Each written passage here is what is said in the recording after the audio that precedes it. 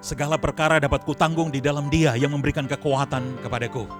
Shalom, salam sejahtera dalam Tuhan kita, Yesus Kristus. Jumpa lagi dalam seri pengajaran firman Tuhan. Dan dari Rumah Doa Pemulihan Segala Bangsa, The House of Restoration for All Nations, Desa Kembe 1, Kabupaten Minahasa, Sulawesi Utara, Yayasan Imamat Rajani. Saya menyapa saudara di mana saja saudara bisa akses akan channel kebenaran firman Tuhan ini. Apa kabar saudara pada hari ini? Hari ini kita merayakan hari kenaikan Tuhan Yesus Kristus. Saudara, saya senantiasa bilang, ada begitu banyak orang punya kesempatan, tetapi tidak punya kerinduan. Ada banyak orang punya kerinduan, tetapi tidak punya kesempatan. Kalau saudara bisa mengakses kebenaran firman Tuhan, bisa menonton, bisa menyaksikan akan program pada hari ini, tidak ada yang kebetulan. Saudara memiliki kesempatan, saudara memiliki kerinduan, dan doa saya biar saudara mengalami kasih kuasa kebenaran firman Tuhan yang memerdekakan. Nah, Bapak Ibu Saudara yang diberkati Tuhan, hari ini ketika kita merayakan hari kenaikan Tuhan Yesus Kristus, the Ascension of Jesus Christ, saya tergerak untuk mengajak saudara melihat kembali hubungan begitu pentingnya kenaikan Tuhan Yesus Kristus itu dengan kehidupan kita yang berkelimpahan. Nah, Bapak Ibu Saudara yang diberkati, Yesus berkata bahwa Dia harus pergi dan Dia akan mengutus kepada kita Roh Kudus. Saudara, kita lihat dulu dalam Yohanes pasal 16 ayat 7. Firman Tuhan bilang begini.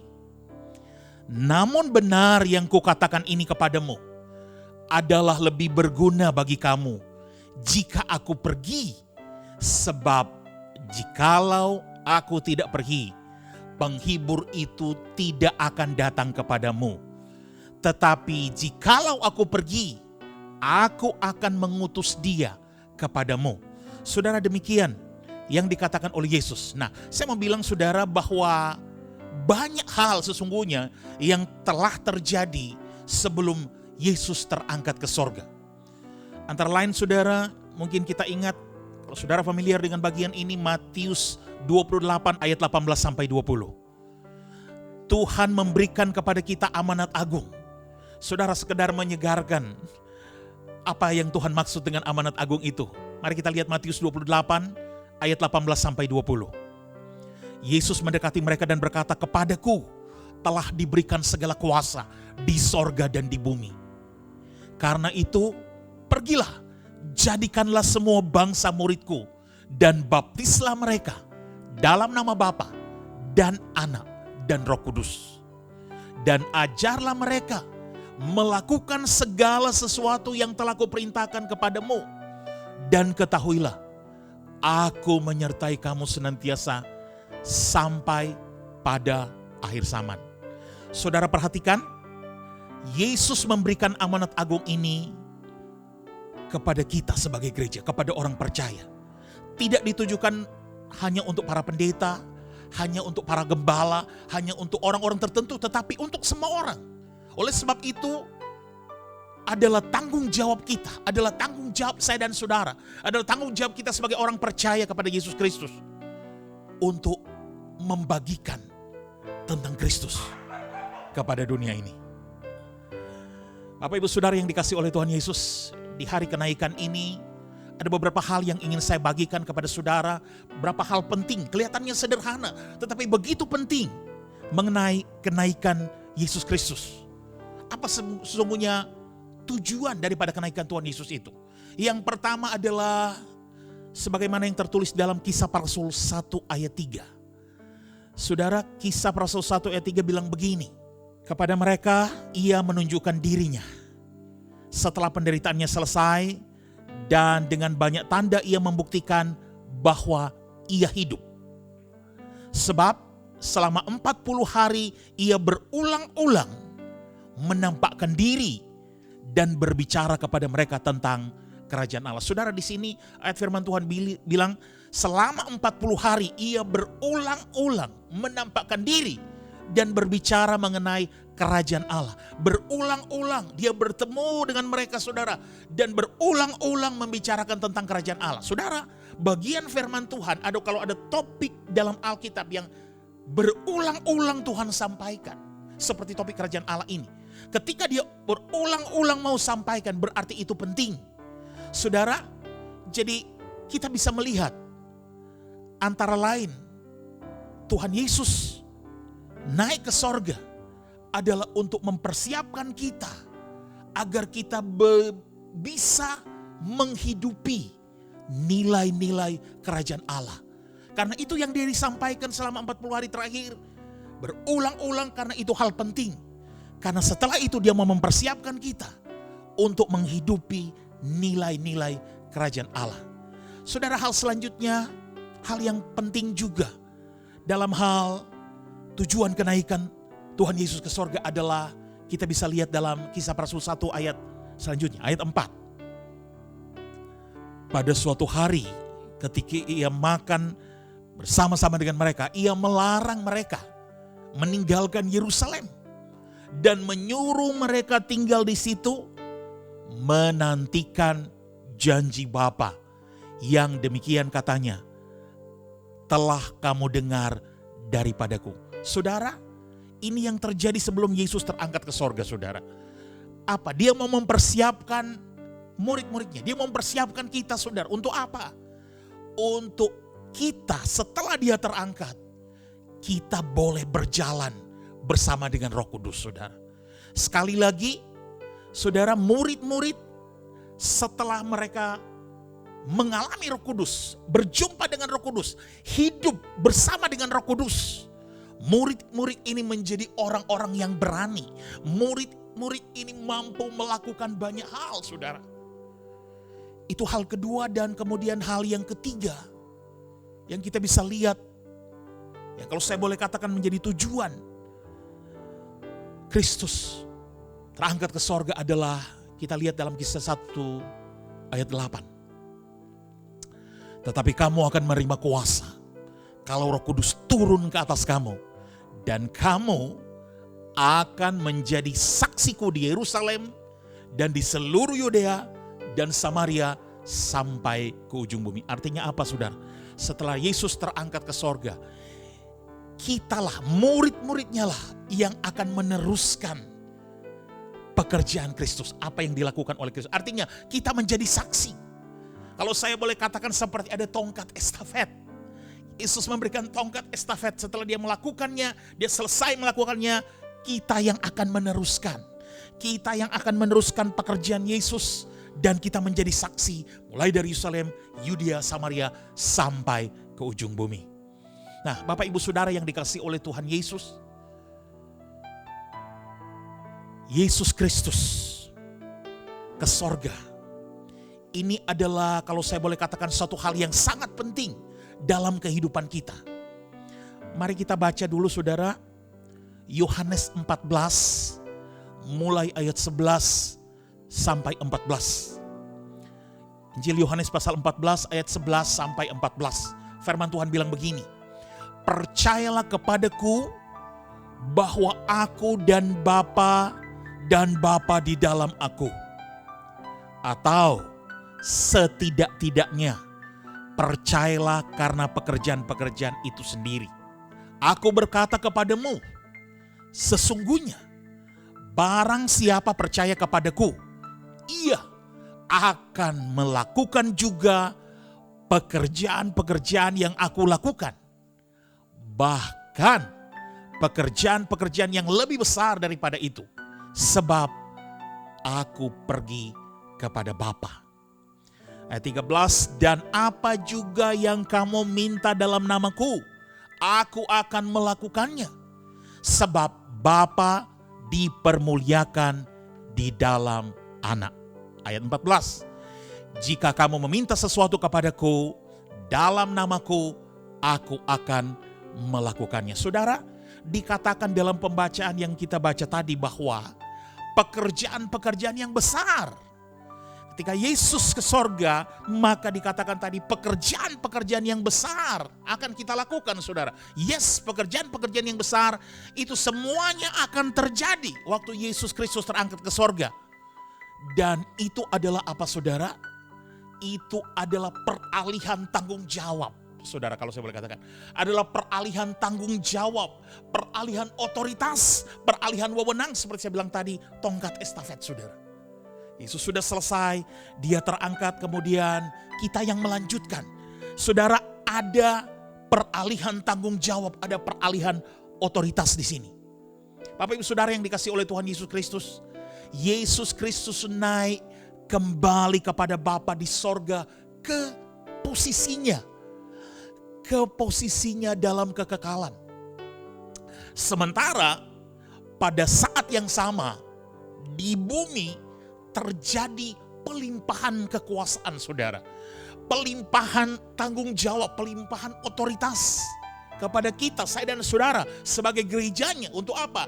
Untuk selanjutnya melaksanakan kehendak Allah di muka bumi ini. Haleluya.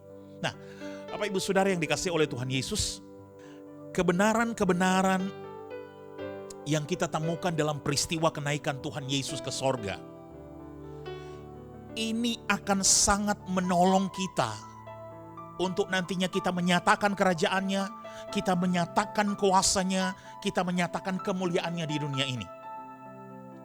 Saja saudara kembali lihat Kisah Para Rasul 1 ayat 6 sampai 11. Maka bertanyalah mereka yang berkumpul di situ, Tuhan, maukah Engkau pada masa ini memulihkan kerajaan bagi Israel? Jawabnya, Engkau tidak perlu mengetahui masa dan waktu yang ditetapkan Bapa sendiri menurut kuasanya. Tetapi kamu akan menerima kuasa kalau Roh Kudus turun ke atas kamu, dan kamu akan menjadi saksiku di Yerusalem, di seluruh Yudea dan Samaria, dan sampai ke ujung bumi. Sesudah ia mengatakan demikian, terangkatlah ia, disaksikan oleh mereka, dan awan menutupnya dari pandangan mereka. Ketika mereka sedang menatap ke langit pada waktu ia naik, tiba-tiba berdirilah dua orang yang berpakaian putih dekat mereka dan berkata kepada mereka, hai orang-orang Galilea, mengapa kamu berdiri melihat ke langit? Yesus ini yang terangkat ke sorga meninggalkan kamu akan datang kembali dengan cara yang sama seperti kamu melihat dia naik ke sorga. Nah, Bapak Ibu Saudara yang dikasihi oleh Tuhan Yesus, kenaikan Yesus Kristus ke sorga membuktikan dengan jelas, saudara. Firman ini membuktikan dengan jelas bahwa Yesus Kristus itu bukan cuma sekadar pemimpin biasa, saudara. Bukan sekadar nabi, bukan sekadar rasul, saudara. Tetapi Yesus Kristus dia adalah Tuhan yang berasal dari sorga. Tuhan yang menjelma menjadi manusia. Dia bangkit dari kematian, mengalahkan maut. 40 hari kemudian Yesus terangkat ke sorga. Artinya apa? Dia kembali kepada Bapa di sorga. Dia kembali ke tempatnya karena dia memang berasal dari sorga. Nah, Bapak Ibu Saudara, sekali lagi ada beberapa hal penting yang kita bisa ambil di sini. Yang pertama, peristiwa kenaikan Tuhan Yesus ke sorga adalah momen yang paling penting, saudara, bagi kita orang percaya. Bahwa apa? Bahwa Yesus yang adalah Tuhan kita, Yesus yang kita sembah itu adalah Tuhan yang dahsyat. Bahwa Yesus adalah Tuhan yang dahsyat. Bahwa Yesus adalah Tuhan yang datang dari sorga untuk menebus dosa pelanggaran kita dan menyelamatkan kehidupan kita, saudara. Itu yang pertama, Yesus adalah Tuhan yang dahsyat, Tuhan yang luar biasa. Tidak ada yang bisa menandingi dia. Itu konfirmasi pertama. Kita bisa diteguhkan dengan hal ini. Yang kedua, saudara, sebelum Yesus terangkat ke sorga, seperti yang kita baca tadi, ia berpesan kepada murid-muridnya, kamu akan menerima kuasa kalau Roh Kudus turun ke atas kamu. Saudara, benar apa yang dikatakannya saudara. Karena apa? Ia tidak meninggalkan kita sendirian. Setelah Yesus terangkat ke sorga, ia tidak meninggalkan kita yatim piatu saudara. Ia minta kepada Bapa. Bapa akan mengirimkan seorang penolong, yaitu Roh Kudus, yang berdiam dalam kehidupan murid-muridnya, yang berdiam dalam kehidupan saya dan saudara, yang berdiam dalam kehidupan setiap orang percaya. Dan Roh Kudus yang ada di dalam diri kita ini adalah pribadi Tuhan sendiri. Ini yang dahsyat dalam kekristenan saudara. Luar biasa. Allah yang berdiam di dalam kita. Haleluya. Hal selanjutnya yang menarik saudara, ketika Yesus terangkat ke sorga, sebagaimana yang kita baca tadi, Yesus berjanji kepada murid-murid bahwa nanti dia akan datang kembali. Saudara, kenaikan Tuhan Yesus ke sorga memberikan kepada kita satu janji yang pasti saudara, bahwa ia akan datang kembali. Kedatangan Yesus Kristus yang kedua kali adalah untuk menjemput kita, sehingga kita boleh masuk dalam kemuliaannya untuk memerintah bersama dengan dia selama-lamanya. Nah, Bapak Ibu Saudara yang dikasihi oleh Tuhan Yesus Kristus, sebagaimana topik yang saya tergerak untuk bagikan kepada saudara, bahwa kenaikan Yesus ke sorga ada hubungannya dengan kehidupan kita yang berkelimpahan. Mari kita lihat bagian firman Tuhan yang ada di Efesus 3 ayat 20 sampai 21. Bagi dialah yang dapat melakukan jauh lebih banyak daripada yang kita doakan atau pikirkan, seperti yang ternyata dari kuasa yang bekerja di dalam kita. Bagi dialah kemuliaan di dalam jemaat dan di dalam Kristus Yesus turun-temurun sampai selama-lamanya. Nah, Bapak Ibu Saudara yang dikasihi oleh Tuhan Yesus, kalau kita perhatikan ayat ini sesungguhnya berbicara mengenai siapa Allah yang sesungguhnya. Dia adalah Allah yang sempurna. Dia adalah Tuhan yang kita sembah dan dia adalah Allah yang sempurna. Karena jika dia tidak sempurna, kita tidak bisa menyebut dia Allah. Tapi karena dia adalah sempurna, maka dia adalah Allah saudara. Dan Allah itu baik. God is good. Dan kita harus mengalami kebaikan-kebaikan Tuhan. Kita harus mengalami kebaikan Allah yang baik itu. Nah, saat kita merayakan hari kenaikan Yesus Kristus ke sorga, kita perlu ingat dengan jelas saudara, bahwa dialah yang telah memberikan kita kuasa untuk kita bisa menjalani kehidupan di dunia ini, sebagaimana ayat-ayat yang sudah kita baca tadi saudara. Dia yang telah memanggil kita untuk menjadi garam dan terang di dunia ini. Tapi Bapak Ibu Saudara yang dikasihi oleh Tuhan, ada hal penting yang saya harus tegaskan juga. Ketika kita menyadari kita punya kuasa, ketika Tuhan memanggil kita untuk menjadi garam dan terang di dunia ini, ketika kita bergerak selaras dengan kehendak Tuhan, ketika orang lain boleh melihat Tuhan, mengalami Tuhan di dalam kehidupan kita, hal penting yang harus kita perhatikan dengan seksama adalah kita harus memiliki pendapat atau pandangan yang benar tentang Allah. Sekali lagi, penting sekali menjalani kehidupan kekristenan. Kita harus memiliki pendapat, pandangan yang benar tentang Allah. Maksud saya begini Bapak Ibu Saudara yang dikasihi oleh Tuhan. Kalau ada di antara kita yang berpikir bahwa hal-hal yang baik dan yang jahat datangnya dari Tuhan, maka pasti iblis akan datang membawa hal-hal yang jahat kepada saudara. Makanya saya bilang penting sekali untuk memiliki pendapat yang benar, pandangan yang benar tentang Allah. Kita harus memiliki fondasi yang kuat tentang Allah saudara. Bahwa Allah itu sempurna dan tidak ada dosa di dalam dia, dan Allah menjawab doa kita. Tidak ada doa yang tidak dijawab, saudara.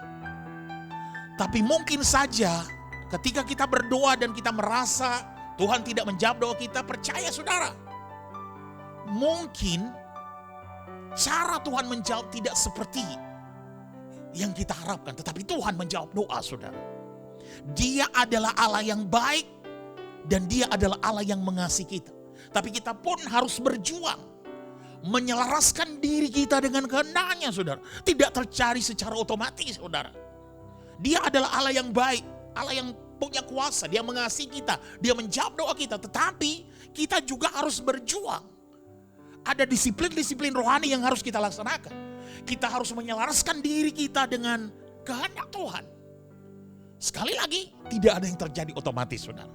Nah, ketika kita sedang mengalami problem, ketika kita sedang mengalami masalah, ketika kita mengalami kerugian, kehilangan, dan lain-lain, ini yang penting, saudara. Kita harus pastikan bahwa kita tidak salah mengerti. Kita tidak salah paham dengan Tuhan. Karena kadang-kadang ketika doa kita tidak dijawab, doa kita belum dijawab, masalah kita bertubi-tubi kita alami, saudara. Kadang-kadang pikiran-pikiran yang tidak selaras dengan kehendak Tuhan muncul. Olehnya saya tekankan di sini, saudara, ketika kita hendak merayakan hari Yesus Kristus angkat ke sorga, Tuhan memberikan kita kuasa. Tuhan memberkati kehidupan kita, kehidupan yang berkelimpahan. Tapi satu hal harus kita garis bawahi, bahwa jangan salah paham dengan Tuhan. Jangan sampai kita salah mengerti dengan Tuhan. Jangan salah paham, sekali lagi saudara, jangan salah mengerti. Kalau kita salah paham dengan Tuhan, salah mengerti dengan Tuhan, kita tidak memiliki pandangan yang benar mengenai Tuhan, maka kita akan kehilangan kuasa dalam hidup kita, dan setan dengan segala cara begitu mudahnya bisa menyerang kita. Salah satu contoh yang saya mau bagikan kali ini adalah mengenai kebenaran, mengenai kesembuhan, Bapak Ibu Saudara. Saudara, kadang-kadang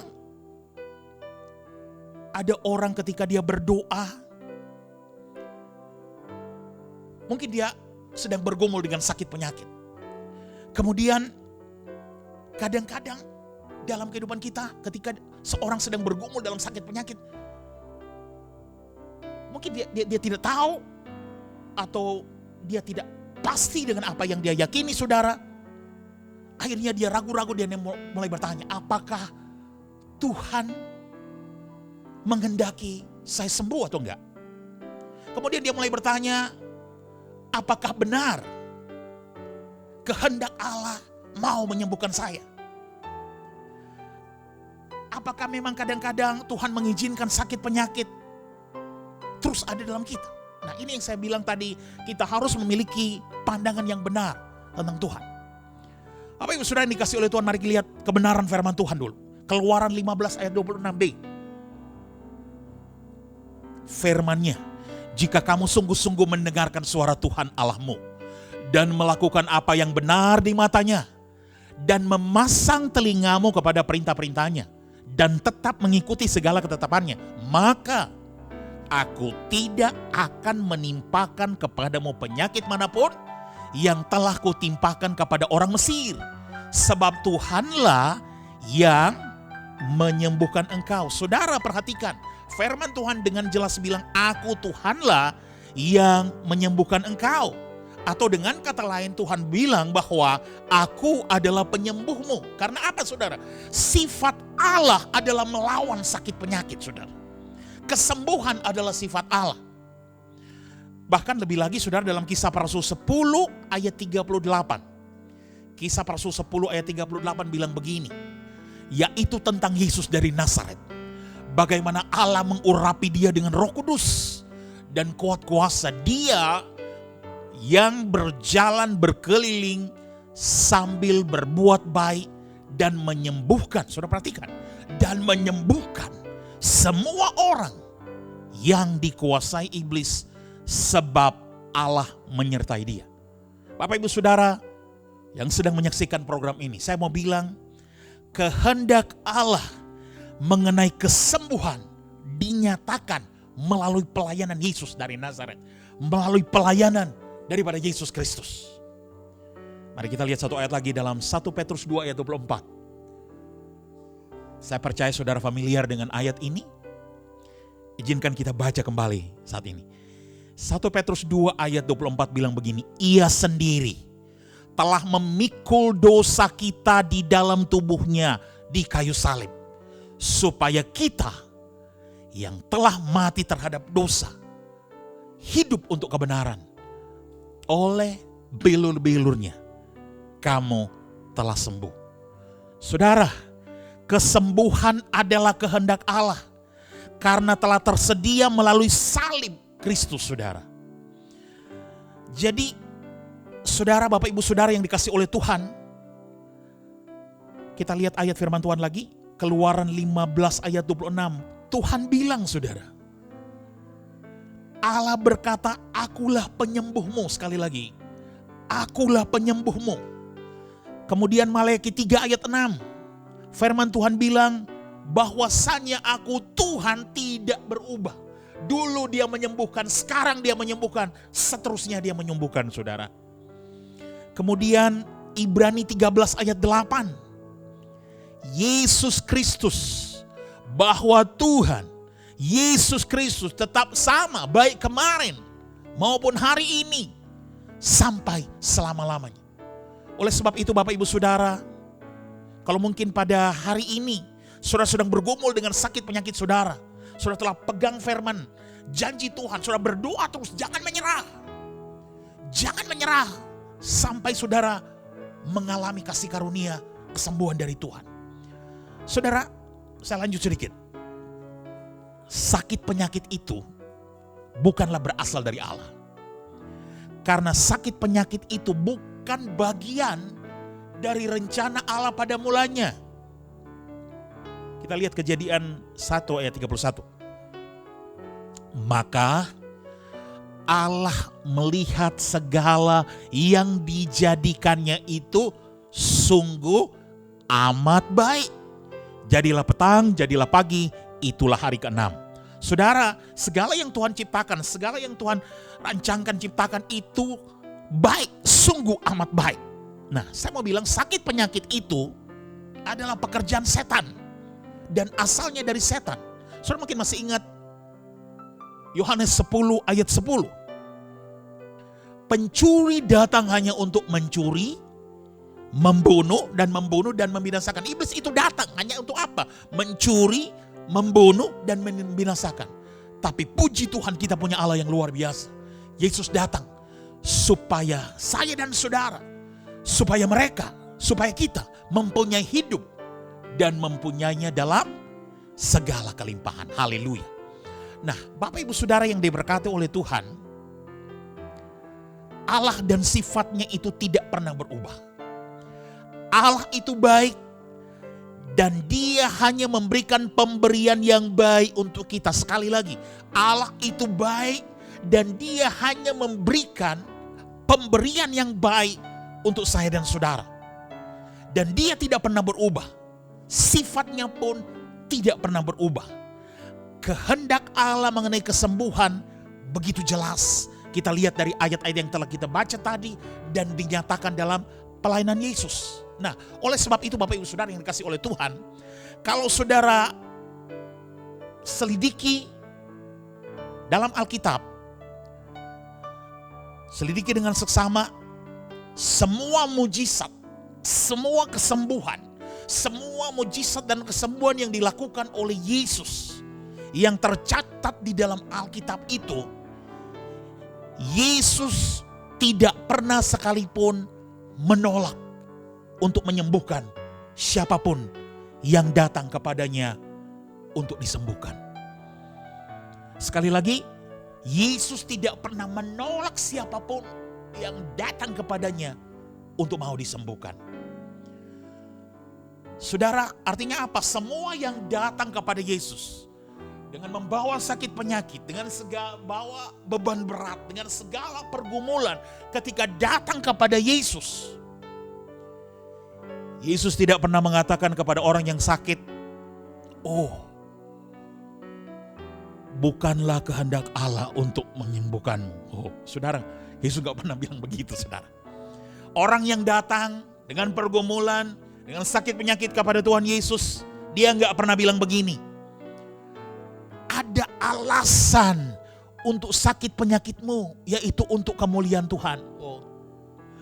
Atau ada orang datang kepada Yesus dengan sakit penyakit datang, kemudian Yesus bilang, Bapa, kalau ini adalah kehendak-Mu, sembuhkanlah orang ini. No, Yesus tidak pernah bilang begitu, saudara. Kemudian kalaupun orang datang dengan pergumulan, dengan sakit penyakit, datang kepada Yesus, Yesus gak pernah bilang begini. Tuhan akan membuat engkau menjadi orang yang lebih baik melalui ujian sakit penyakit ini. Tidak, saudara. Saudara tidak akan menemukan yang seperti itu dalam Alkitab. Saya mau bilang, saudara, setiap orang pada masa Alkitab yang sakit, yang datang kepada Yesus untuk kesembuhan, disembuhkan. Haleluya.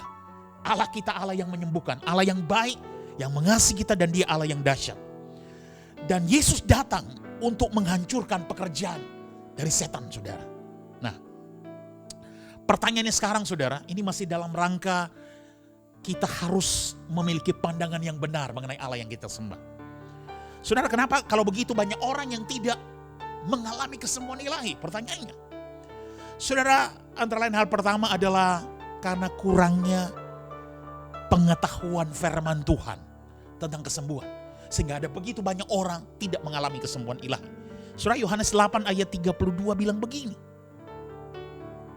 Dan kamu akan mengetahui kebenaran, dan kebenaran itu akan memerdekakan kamu. Ketika saudara mengetahui kebenaran firman Tuhan, mengalami kebenaran firman Tuhan itu adalah hidup, dan firman Tuhan itu adalah Tuhan sendiri. Ketika saudara mengalami kebenaran firman Tuhan, mengalami Allah sendiri, maka kebenaran itu akan memerdekakan saudara. Saudara, hal kedua, kenapa orang mungkin tidak mengalami kesembuhan? Ya, mungkin karena tidak ada pengampunan. Masih ada hal yang mengganjal di dalam hatinya. Mungkin masih ada dendam, mungkin masih ada kebencian, mungkin masih ada perselisihan, percekcokan, masih ada kepahitan.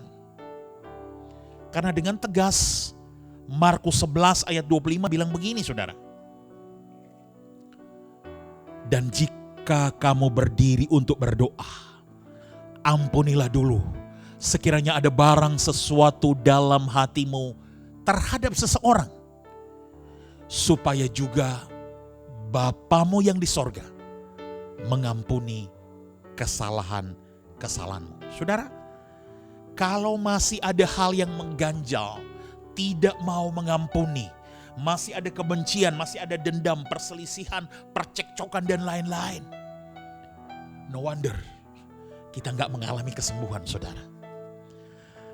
Kemudian kenapa sebagian orang juga tidak mengalami kesembuhan? Karena masih ada rasa takut, masih ada rasa khawatir, saudara. Sehingga muncul pikiran-pikiran negatif, muncul perkataan-perkataan negatif bahkan setelah didoakan, saudara. Makanya Ibrani 10 ayat 23 meneguhkan kita, saudara. Ibrani 10 ayat 23 bilang begini. Marilah kita teguh berpegang pada pengakuan tentang pengharapan kita, sebab Ia yang menjanjikannya setia. Ketika kita percaya Yesus adalah Allah yang menyembuhkan, kita pegang janjinya, kita gak boleh goyah, saudara. Jangan menyerah, saudara. Jangan sampai memiliki pandangan yang keliru mengenai Tuhan, saudara. Saudara, kemudian yang terakhir, saudara, kenapa orang bisa saja tidak disembuhkan, saudara? Masih ada kepercayaan atau percaya pada tradisi manusiawi, saudara. Ya, tradisi manusia dan kebohongan-kebohongan iblis, saudara. Sehingga ada yang percaya bahwa masa kesembuhan dan mujizat itu sudah berlalu, sudah enggak terjadi sekarang. Dan ada yang percaya seperti saya bilang tadi, ada yang percaya bahwa sakit penyakit itu untuk menguji imanmu, karena Tuhan mau mengajarkan sesuatu kepadamu. Atau kadang-kadang orang berpikir terkadang Tuhan memang mau dimuliakan melalui sakit penyakit kita. Jadi tradisi manusiawi ini, saudara, tradisi yang dilakukan oleh manusia ini bisa menghalangi kesembuhan, bisa menghalangi mujizat yang hendak Tuhan Yesus mau lakukan buat kita. Oleh sebab itu, Bapak Ibu Saudara yang diberkati oleh Tuhan, saat kita merayakan hari kenaikan Yesus Kristus, kita perlu ingat bahwa Dia sudah memberikan kuasa kepada kita untuk kita hidup berkemenangan di dalam dunia ini. Dia telah memanggil kita untuk menjadi garam dan terang, saudara. Oleh sebab itu, di hari kenaikan Yesus Kristus ini, saya mau mengajak kita, mari kita berkomitmen untuk mau hidup berkelimpahan bersama dengan Tuhan, bersama dengan Roh Kudus. Abundant life. Mari kita berkomitmen untuk terus hidup berkemenangan, victorious life. Mari kita berkomitmen untuk hidup dengan penuh kuasa, powerful life. Tapi perhatikan Bapak Ibu Saudara, ini tidak terjadi secara otomatis. Kita harus berjuang, kita harus press in. Kita harus disiplin rohani, kita harus menyelaraskan diri kita dengan kehendak Tuhan. Tapi tidak ada yang mustahil bersama dengan Tuhan. Tuhan akan memberikan kita kasih karunia, memampukan kita untuk menjalani semua ini. Bapak Ibu Saudara yang dikasihi oleh Tuhan Yesus, ketika kita berjalan bersama Yesus, maka berkat-berkat Abraham itu akan terjadi dalam kehidupan kita. Artinya apa? Berkat-berkat Abraham terjadi dalam kehidupan kita. Kita diberkati, kita menjadi berkat, dan kita akan menjadi berkat untuk orang-orang sekitar kita. Orang-orang boleh melihat Tuhan, orang-orang boleh mengalami Tuhan, kasih kuasa kebenaran firman Tuhan yang memerdekakan. Kita diberkati, kita menjadi berkat, bahkan menjadi berkat buat dunia. Tapi sekali lagi saya mau garis bawahi, ini penting sekali. Kita harus press in, saudara. Harus mendesak maju terus, jangan menyerah. Karena menyerah itu bukan identitas kita. Haleluya. Saudara, semua kebenaran sudah ada di dalam Alkitab, saudara. Jadi sekali lagi tidak terjadi secara otomatis, tetapi kita harus berjuang terus. Nah, Bapak Ibu Saudara yang diberkati oleh Tuhan Yesus, jika kuasa Allah itu sudah ada dalam hidup kita, maka kita harus terhubung dengan Tuhan. Kita gak bisa berdiam diri, saudara. Ketika kita menyadari, ketika kita mengerti benar bahwa kuasa Allah sudah ada di dalam kita, maka kita harus make connection, berhubungan dengan Tuhan. Karena apa? Karena Allah bisa melakukan jauh melebihi apa yang kita pikirkan, apa yang kita doakan, saudara, melalui kuasa yang bekerja di dalam kita. Mari kita lihat lagi Efesus 3 ayat 16. Aku berdoa supaya Ia menurut kekayaan kemuliaannya menguatkan dan meneguhkan kamu oleh Roh-Nya di dalam batinmu. Ini penting, saudara. Batin kita, manusia, roh kita harus kuat, saudara, untuk menghadapi semua ini, saudara. Rasul Paulus juga pernah bilang bahwa di dalam kelemahanku, kuasa Tuhan menjadi sempurna. Nah, saudara, pertanyaannya begini. Bagaimana manusia batiniah kita itu bisa dikuatkan? Karena firman di sini bilang bahwa penting sekali Roh Kudus menguatkan kita dalam batin kita, manusia roh kita, saudara. Sekarang pertanyaannya, bagaimana batin kita itu dikuatkan? Caranya, Bapak Ibu Saudara yang dikasihi oleh Tuhan, kita harus menyerahkan setiap bagian, setiap area dalam hidup kita kepada Tuhan. Tidak ada lagi yang jadi milik kita. Kalau Kristus ada di dalam kita, maka Dia miliki seluruh keberadaan kita, seantero kehidupan kita. Dan kita harus membangun hubungan dengan Dia setiap hari. Bapak Ibu Saudara yang dikasihi oleh Tuhan Yesus, ketika kehidupan kita sungguh total berubah, maka kita akan menjadi berkat buat orang lain. Ketika kita diberkati, maka Allah dimuliakan. Amin, saudara. Perhatikan, ketika kehidupan kita sungguh total berubah, maka kita akan jadi berkat buat orang lain. Nah, ketika kita jadi berkat, berarti kehidupan kita diberkati, kita memberkati orang lain, maka apa yang terjadi pada saat itulah Allah dimuliakan. Jadi Bapak Ibu Saudara yang dikasih oleh Tuhan, kita harus berupaya terus agar manusia roh kita menjadi kuat untuk menggenapi apa yang menjadi destiny Tuhan dalam kehidupan kita. Bapak Ibu Saudara yang dikasih oleh Tuhan Yesus yang menyaksikan program pada hari ini, saat kita merayakan hari kenaikan Tuhan Yesus, saya mau ajak saudara dimanapun saudara berada pada saat ini, mari ambil keputusan hari ini bahwa saya ingin mengalami kuasa yang diberikan oleh Yesus. Saya ingin mengalahkan kelemahan-kelemahan saya. Apapun sakit penyakit saudara, apapun pergumulan saudara, apapun masalah saudara, Tuhan bisa menolong saudara untuk menjalani kehidupan yang berkelimpahan. Dan itulah yang menjadi kehendak sempurnanya.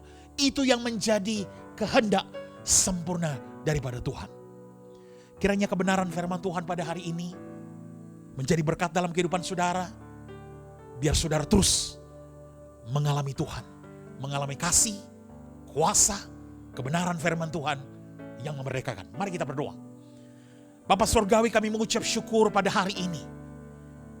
Terima kasih kalau kami boleh merayakan kembali hari kenaikan Tuhan Yesus Kristus ke sorga.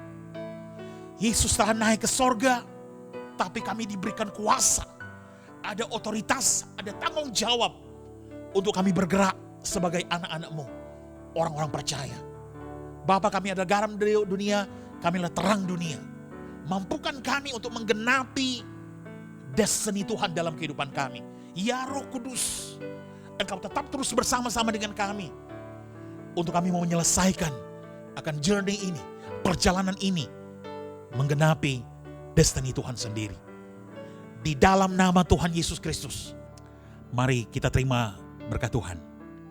Anugerah kasih karunia daripada Allah Bapa kita, cinta kasih yang berasal dari Tuhan Yesus Kristus kita, dan persekutuan yang manis bersama dengan Roh Kudus menyertai kita semua mulai pada hari ini sampai kedatangan Tuhan Yesus yang kedua kali.